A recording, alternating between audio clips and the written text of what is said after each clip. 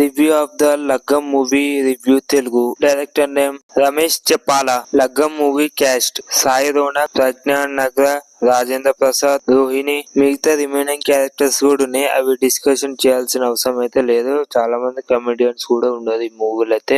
వాళ్ళందరినీ డిస్కషన్ చేయాల్సిన అవసరం అయితే లేదు. నేను ఎవరైతే మెయిన్ క్యాస్ట్ చెప్పానో వాళ్ళే మెయిన్ లీడ్ రోల్ ఈ మూవీకి. ఇక మూవీ ప్లాట్ లైన్ విషయానికి వస్తే, మూవీ నేమ్ లగ్గం కదా. అయితే మన హీరో హైదరాబాద్ లో సాఫ్ట్వేర్ ఉద్యోగం అయితే చేస్తూ ఉంటాడు. తన మామ రాజేంద్ర ప్రసాద్ తన కూతురు నుంచి పెళ్లి చేద్దామని అనుకుంటాడు. అంటే ఇక్కడ హీరోకి సాఫ్ట్వేర్ ఉద్యోగం ఉంది కాబట్టి పెళ్లి చేస్తా అని అంటున్నాడు.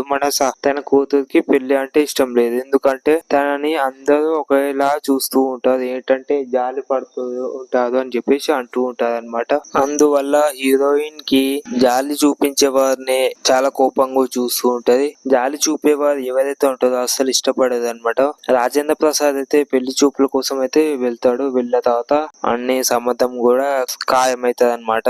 లగ్గం ఖాయమైనాక ఎప్పుడైతే పెళ్లి ముహూర్తం ఉంటుందో, ముహూర్తం టైం కి పెళ్లి ఆగిపోతుంది అనమాట. ఎందుకంటే ఒక ప్లానింగ్ వేసి ఎందుకు ఆగిపోయింది అనేది మెయిన్ ప్లాట్ లైన్ అనమాట. మిగతాదంతా మూవీ చూసి మీరు తెలుసుకోవాలి. నాకైతే సినిమా చాలా బాగా నచ్చింది.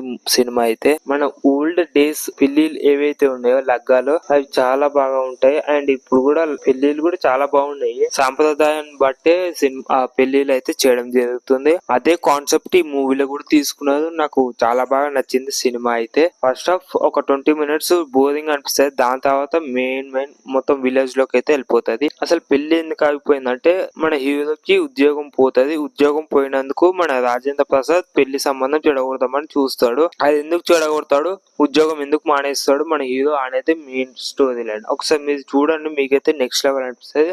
లాస్ట్ లో అయితే ఒక 5 to 10 minutes అయితే ఎమోషనల్ అనిపిస్తుంది అనమాట. సినిమా చూసినప్పుడు అయితే నేనైతే చాలా బాగా ఏడిచాను అనమాట. సినిమా చూసినాక అంత బాగుంటుంది సినిమా అయితే. ఈ సినిమా ఆహా ఓటీటీలో లైవ్ స్ట్రీమింగ్ అవుతుంది. తెలుగులో అవైలబుల్ ఉంది, వెళ్ళి చూడండి. ఒక like, share, subscribe to my channel. Please do share.